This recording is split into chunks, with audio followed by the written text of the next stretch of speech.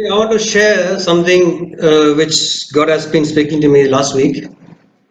और मैं आज आप सभी के सामने वह बात बांटना चाहता हूँ जो पिछले सप्ताह से परमेश्वर मुझसे बात कर रहे हैं, which is experiencing the glory of God in every circumstances we have. और हमारे पास हर एक जो परिस्थिति होती है उन हर एक परिस्थितियों में हम परमेश्वर की महिमा को अनुभव करें। So what is glory? महिमा क्या होता है? You know, when you say glory, it can be, you know, the glory of sun is its light. So when you see the glory, it's a beauty, it's a fame, it's a greatness. These are all can be the meaning of glory. और जैसे उदाहरण के लिए हम सूर्य का उदाहरण लेते हैं कि जब हम कहते हैं कि सूर्य की महिमा, तो हम क्या देखते हैं उसमें? उसकी खूबसूरती, उसका तेज, उसका जो प्रकाश आता है, उसकी महानता को हम देखते हैं और यह सब महिमा को दर्शाता है। Psalm 104 speaks a little bit about the glory of God. If you read the words Psalm 104:2, the Lord wraps himself in the light as with a garment, and he stretches out the heavens like a tent. 104:2. और हम भजन संहिता 104 उसका दूसरा वचन यदि हम पढ़ें तो जो उजियाले को चादर के समान ओढ़े रहता है और आकाश को तंबू के समान ताने रहता है। God is a spirit and he is covered with a light which is impenetrable, which nobody can penetrate. और परमेश्वर एक आत्मा है और वह यहाँ पर लिखा है कि परमेश्वर जो आत्मा का रूप है वह अपने आप को अपने ऊपर उजियाले को ओढ़ता है जैसे कपड़े को ओढ़ते हैं, और वह उजियाला कोई ढांप नहीं सकता। That is a one small glimpse of the glory of God. The Bible speaks a lot about the greatness and the glory of God in Revelation, in Isaiah, in many places. और Bible प्रकाशित वाक्य यशायाह की पुस्तक और कई सारे जगहों पर परमेश्वर की महिमा की महानता के बारे में बातें करता है, और यहाँ पर जो वचन कह रहा है यह केवल एक छोटी सी झलक है। Yeah. So in John 17:4, Jesus says, "I have brought you glory on earth by." Yeah, John 17:4. Jesus says, "I have brought you glory on the earth by finishing the work you gave me to do." यूहन्ना अध्याय 17 वचन 4 में हम पढ़ते हैं, जो कार्य तूने मुझे करने को दिया था उसे पूरा करके मैंने पृथ्वी पर तेरी महिमा की है। So Jesus brought glory of God on this earth by finishing the work God has given him. और यहाँ पर ये वचन हमें पढ़ने से पता चलता है यीशु मसीह ने परमेश्वर की महिमा को इस धरती पर कैसे पूरी पृथ्वी पर महिमा की कि परमेश्वर के कहे हुए कामों को पूरा किया। That means when Jesus was on this earth, he was doing the will of God. He could actually demonstrate the greatness and the fame and the beauty of God through what he did. इसका मतलब है कि जब यीशु मसीह इस धरती पर इस संसार में जीवन जी रहे थे, वे परमेश्वर की इच्छा को ही पूरा कर रहे थे, और परमेश्वर की इच्छा पूरी करने के द्वारा वह परमेश्वर की महिमा, उसकी खूबसूरती, उसकी महानता, उसकी सामर्थ्य को दर्शा रहे थे। So that the people were attracted to Father God. ताकि जो लोग हैं, जो सारे लोग हैं, वह परमेश्वर की ओर आकर्षित हों। You see the other way, a son can bring glory to his father by doing what the father wants. और हम एक दूसरे नजरिए से इसे देख सकते हैं कि एक बच्चा अपने पिता को कैसे महिमा देता है कि जो पिता चाहता है वह बच्चा वही करता है। Our brother Dennis brought glory to his father Cyril by scoring very good marks in his exams. जैसे हमारे बीच में भाई डेनिस हैं जो अपने पिता भाई सिरिल के लिए महिमा कैसे लाए कि वो अपने 10वीं कक्षा में बहुत अच्छे नंबरों से पास होकर। So in Exodus 33:8 when we read, Moses wanted to see the glory of God. और यदि हम निर्गमन अध्याय 33 को पढ़ते हैं, वहां पर मूसा कहता है मूसा परमेश्वर की महिमा को देखना चाहता था। God said that in the Exodus 33:18 he says, now Moses asked God to show his glory, but God says that 20th verse it says, but he said, you cannot see my face, nor see me from alive. That means God is telling that you cannot see God or His glory. और यहाँ पर हम निर्गमन अध्याय 33 के वचन 18 में पढ़ते हैं, मूसा परमेश्वर से कहता है मुझे अपना तेज दिखा, और उसके आगे 20वें वचन में हम परमेश्वर को कहते हुए सुनते हैं, फिर उसने कहा कि तू मेरे मुख का दर्शन नहीं कर सकता, क्योंकि मनुष्य मेरे मुख का दर्शन करके जीवित नहीं रह सकता। यहाँ परमेश्वर मूसा को कह रहे थे कि तुम मुझे और मेरी महिमा को देख नहीं सकते। So, but because of Moses' intense desire to see the glory of God, God ultimately showed a part of it. He showed a backside of God. He showed his back to God, और to Moses. और और आगे हम वचन में पढ़ते हैं कि मूसा के अंदर बहुत ही ज्यादा तीव्र इच्छा थी कि वह परमेश्वर की महिमा को देखना चाहता है, इसलिए परमेश्वर उसे केवल अपनी महिमा की झलक दिखाते हैं। वो उसे अपने पीठ का So, पिछला, शरीर का पिछला हिस्सा जो भाग है पीछे का, वह उसे दिखाते हैं। God's glory, He doesn't want to show anyone. In Isaiah 42:8 says He doesn't share His glory with anyone. और यशाया 42 42:8. यशाया 42:8 यशाया says, अध्याय यशाया अध्याय 42 वचन 8 में वचन कहता है कि परमेश्वर अपनी महिमा को किसी के साथ में नहीं बांटते हो। यहाँ कहता है मैं अपनी महिमा दूसरों को ना दूंगा। but when Jesus came on this earth, that is in Hebrews 1:3, it says, Jesus came as a, sun is a radiance of God's glory and the exact representation of His being. Jesus came demonstrating to us the glory of God exactly as it is. लेकिन हम नई वाचा में पढ़ते हैं इब्रानियों की पुस्तक में कि यीशु मसीह आया और पिता को दर्शाए, बिल्कुल पिता का प्रतिरूप प्रतिबिंब बनकर यीशु मसीह ने अपने आप को पिता के रूप में दर्शाया। That means even the Old Testament people could not see the glory of God, but in the New Covenant we could see the glory of God in Jesus Christ. और पुरानी वाचा में हम देखते हैं कि लोग नहीं देख पाते थे परमेश्वर की महिमा को, क्योंकि अनुमति नहीं थी। लेकिन नई वाचा में हम देखते हैं कि हमें यह सौभाग्य है परमेश्वर की महिमा को यीशु मसीह के द्वारा देखने का। In John 17, it speaks about two types of glory of God. और यूहन्ना अध्याय 17 दो तरह की परमेश्वर की दो प्रकार की महिमा के बारे में बात करता है। John 17:22 says, I have given them the glory that you gave me, that they may be one as we are one.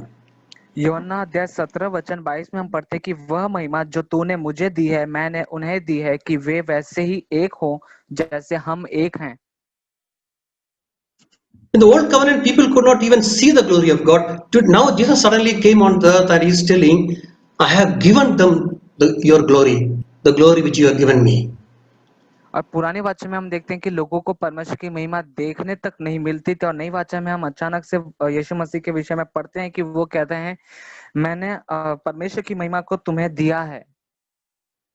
20th verse, when you read, you'll know the whom God has given that Jesus has given that glory. He has given it to His disciples and also all the people who believe through their messages.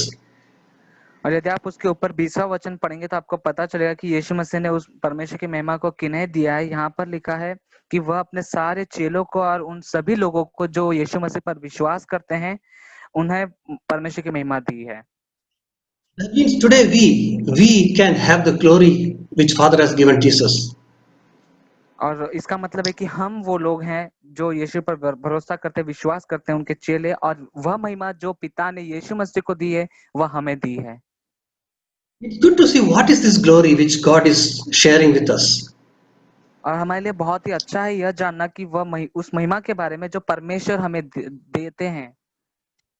If you read one verse before that, you'll know the 19th verse. For then I sanctify myself, that they too may be fully sanctified. और यदि आप उसके ऊपर का 19वां वचन पढ़ेंगे तो आपको और पता चलता है कि मैं उनके लिए अपने आप को पवित्र करता हूं ताकि वे भी सत्य के द्वारा पवित्र किए जाएं। So Jesus Christ, when He was on this earth, He sanctified Himself. Why He can sanctify Himself? So that we will be sanctified. और यीशु मसीह जब इस धरती पर अपना जीवन जी रहे थे उन्होंने अपने आप को पवित्र किया, और किस लिए पवित्र किया? कि हम भी उनके द्वारा पवित्र हो जाएं। As we know, sanctification is not a one-time affair. It's a long process. It's a lifelong process. और जैसा कि हम सभी जानते हैं पवित्र बनना, पवित्रीकरण जो यह क्रिया होती है यह एक बार में ही नहीं हो जाती पूरी, परंतु यह जीवन भर की क्रिया है जो जीवन भर चलते रहती है। Jesus lived on this earth, obeying the Father, obeying all the commandments, and his sweat become like his sweat become like blood drops in doing that. और हम यीशु मसीह के विषय में पढ़ते हैं कि वो हमेशा जब जब इस धरती पर जी रहे थे, वो उन्होंने पिता की इच्छा को पूरा किया, पिता के आज्ञा का पालन किया, वचन का पालन लगातार करते रहे, यहाँ तक कि उसके दौरान उनका पसीना खून की बूंद बनकर भी टपकता रहा, फिर भी वो आज्ञा का पालन किए। When you read Mark Gospel, you know that Jesus rarely rested. He was always working hard. Always, he stretched his body to the limits. यदि आप मरकुस के सुसमाचार को ध्यान से अध्ययन करें तो आपको पता चलेगा कि यीशु मसीह ने अपने शरीर में बहुत ही कम समय आराम किया है, अपने शरीर को आराम दिया है, परंतु ज्यादा समय उन्होंने अपने शरीर को उसकी सीमा तक ले जाकर परिश्रम किया है, मेहनत की है। Ultimately died on the cross. That is completing our sanctification. और अंत में उन्होंने अपने आप को क्रूस पर दिया और वहां पर उन्होंने अपनी जान दी ताकि हम उनके द्वारा पवित्र किए जाएं। By all this, how he sanctified us, it's good to know that. और हमारे लिए जानना बहुत ही अच्छा है कि कैसे हम उनके द्वारा पवित्र किए जाते हैं। So according to Bible says that we were in Christ when we obeyed all this, when he sanctified himself, when he obeyed all these commandments, we were in Christ. And when he obeyed it, it's as if we were obeying it if we believe in him. और वचन ऐसा कहता है कि यीशु मसीह जब अपने आप को पवित्र कर रहे थे, उस समय हम यीशु मसीह में थे, और जब वो अपने आप को पवित्र कर रहे थे, हम भी पवित्र हो रहे थे। Jesus sanctified himself by what he did, but we sanctify ourselves by faith in Jesus Christ, who did it for us. और यीशु मसीह कैसे पवित्र हो गए और कैसे पवित्र बने कि वह जो कर रहे थे उसके द्वारा यीशु मसीह पवित्र बने, और हम पवित्र इसलिए बनते हैं यीशु मसीह पर विश्वास करते हैं। So when we obey commandments, when we have Christ living in us, and when we fulfilling our obeying each and every commandment, fulfilling the will of God in our life, we are actually bringing glory to Father through our lives. और हम भी हमारे जीवन में जब परमेश्वर की आज्ञा का पालन करते हैं, परमेश्वर की इच्छा को पूरा करते हैं, उसकी बातों को सुनते हैं, तब हम परमेश्वर के नाम को, परमेश्वर को महिमा पहुंचाते हैं। Just like Jesus did it on the earth when he was on this earth. ठीक वैसे ही जैसे यीशु मसीह इस धरती पर रहते हुए उन्होंने किया। So this is the glory which Jesus has given us. और यह वह महिमा है जो यीशु मसीह ने हमें दी है। There's another glory which is mentioned in John 1:14. Even you see the same glory, the same thing we can see in John 1:40, which says the Word became flesh and made his dwelling among us, and we have seen his glory, the glory of the only begotten Son of God. और हम एक और वचन में पढ़ते हैं, यूहन्ना अध्याय 1 वचन 14 में, यहाँ पर भी एक महिमा के विषय में बात करता है। वचन देहधारी हुआ, अनुग्रह और सच्चाई से परिपूर्ण होकर हमारे बीच में डेरा किया, और हमने उसकी ऐसी महिमा देखी जैसे पिता के इकलौते पुत्र की। Jesus was the firstborn. He had his glory. When we become the secondborn, thirdborn, fourthborn, we also inherit the same glory which Jesus had.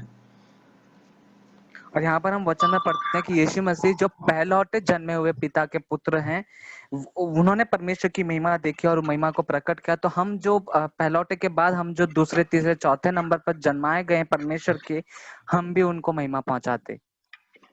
In John 17:5, he speaks about another glory which Jesus had. यूहन्ना अध्याय 17 वचन 5 में हम एक और परमेश्वर की महिमा के विषय में पढ़ते हैं। It says, now Father, glorify me in your presence with the glory I had with you before the world began. यूहन्ना अध्याय 17 वचन 5, अब हे पिता, तू अपने साथ मेरी महिमा उस महिमा से कर जो जगत की सृष्टि से पहले मेरी तेरे साथ थी। So this glory is what we see in Isaiah 42:8, which God will not share with anyone. This is the glory Jesus had with the Father when he was in heaven before coming to the earth. और यशायाह के अध्याय 42 के वचन 8 में हमने जो वचन पढ़ा, जहाँ वचन कहता है कि मैं अपनी महिमा दूसरों को ना दूंगा, यह वह महिमा है जो यीशु मसीह के पास पिता की थी जब वह स्वर्ग में थे। In John 11:40, when Jesus was standing in front of the tomb of Lazarus, और यूहन्ना अध्याय 11 वचन 40 में हम पढ़ते हैं जहां पर यीशु मसीह लाजर की कब्र के बाहर खड़े थे।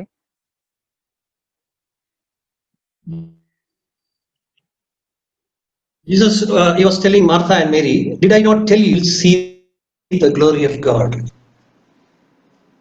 और यहाँ पर यीशु मसीह मार्था और मरियम से कहते हैं कि क्या मैंने तुझे नहीं कहा था, यदि तू विश्वास करेगी तो परमेश्वर की महिमा को देखेगी। If you believe, you will see the glory of God. और यहाँ वचन में लिखा है, यदि तू विश्वास करेगी तो परमेश्वर की महिमा को देखेगी। Do you know ultimately what happened? The dead Lazarus came back to life when they believed.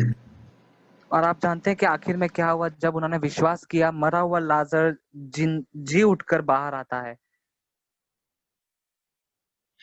And I was thinking, when Lazarus was sick and when he was going to die, what all might have gone through the mind of Martha and Mary, two orphan sisters. और मेरे मन में यह विचार आ रहा था, सोच आ रही थी कि जब लाजर बीमार था और वह खटिया पर पड़ा हुआ था, तब उसकी बहनों के मन में क्या सोच विचार चल रहे होंगे, जो यह सारे भाई बहन अनाथ थे। Though they might have thought about, if he dies, what will we do? They must have had many plans in their mind. और वे अपने मन में कई सारी योजनाएं विचार बना रहे थे कि अगर हमारा भाई मर जाएगा तो हम आगे क्या करेंगे, कैसे करेंगे। They might have thought about starting some work or to make some, business to earn some money or something, how to make their living. They must have had many plans on how to make a living. और उनके मन में कई सारे सोच विचार चल रहे होंगे कि यदि हमारा भाई मर जाता है तो हमें हमारा कमाई का कुछ जरिया या कुछ काम या धन व्यवसाय करना पड़ेगा कि हम हमारी आय हमारे जीवन को चला सके, गुजारा कर सके।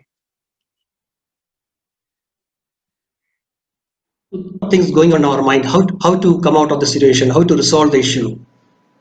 और यही सारे विचार हमारे मनों में भी आते हैं कि कैसे हम इस परिस्थिति से बाहर आए, कैसे इस परिस्थिति का हम सामना करें, समाधान करें। But when we believe in God, when we trust the situation to God, God has a separate way of doing things.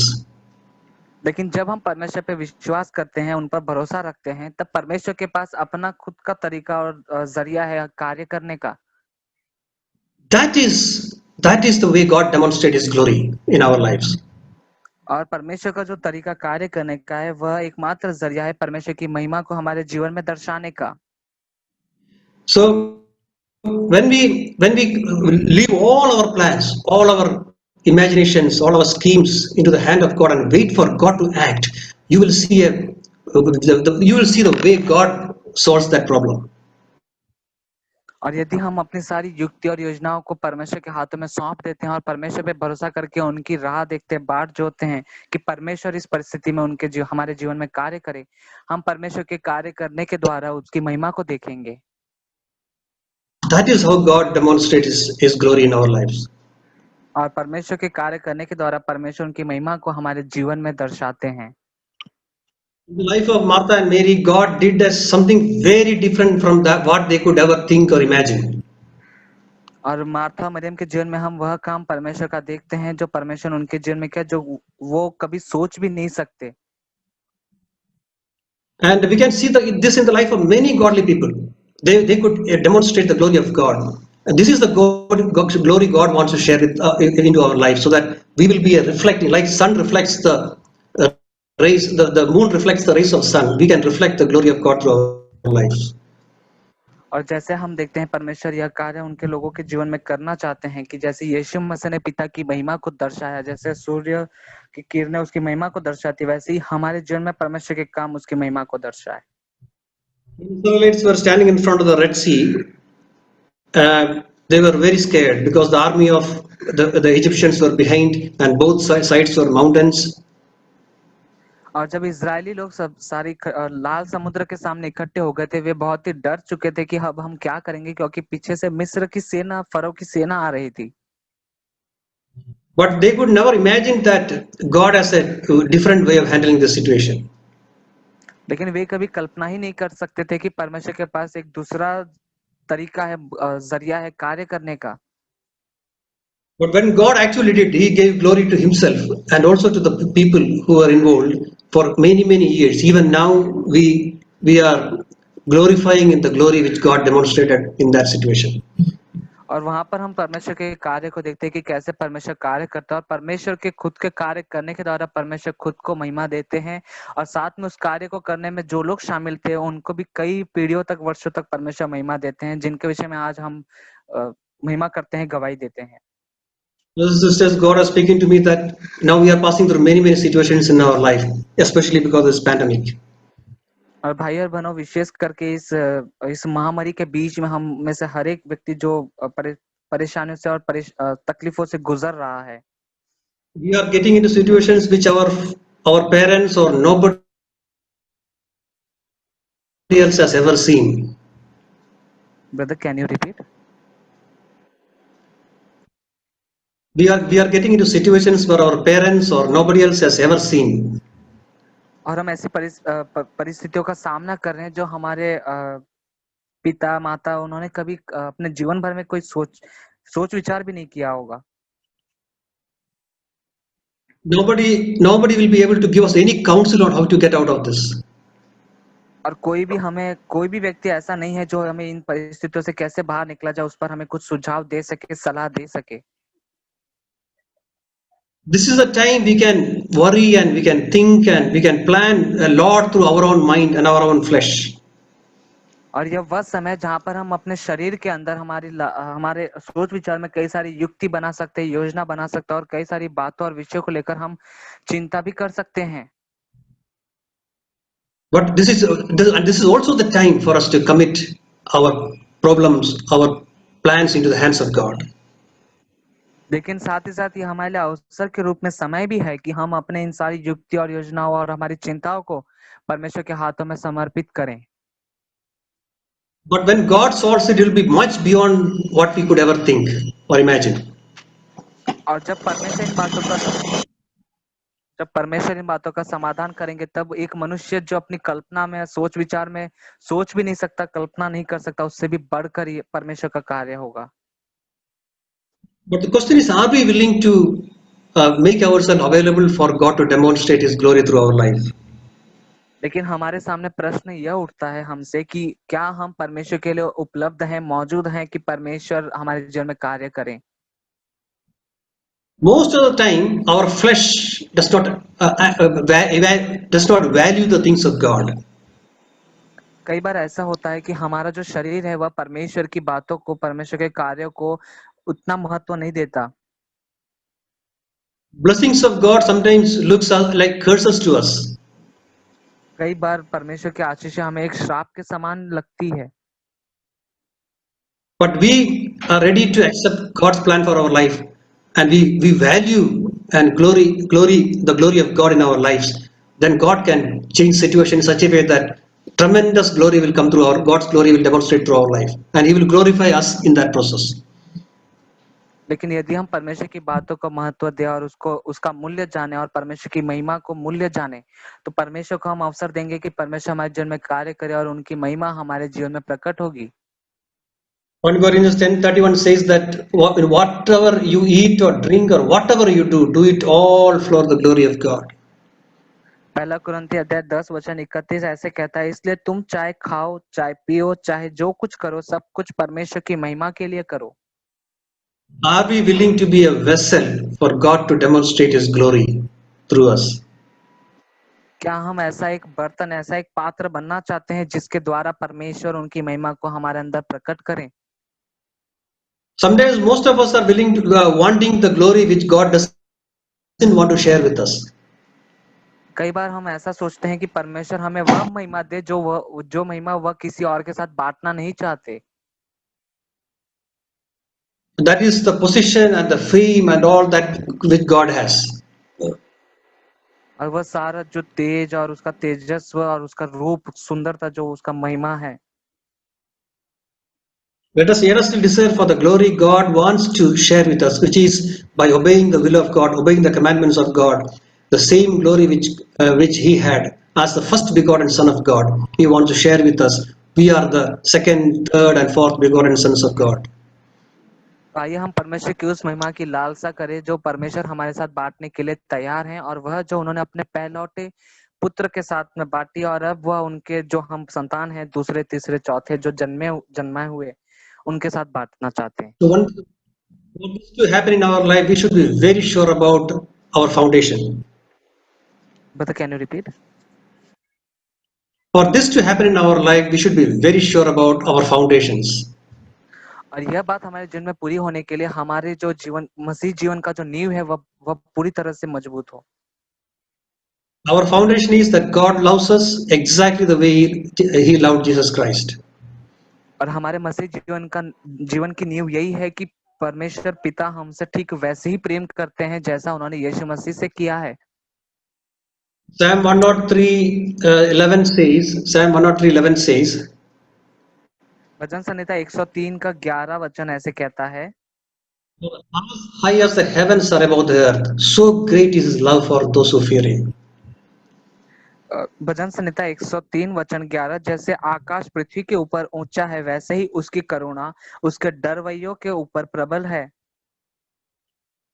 That's a kind of love. This is an expression of God's love for us. It's so God's love is so great that it is as high as the heavens are above us. So great and deep is the God's love for us who fear Him.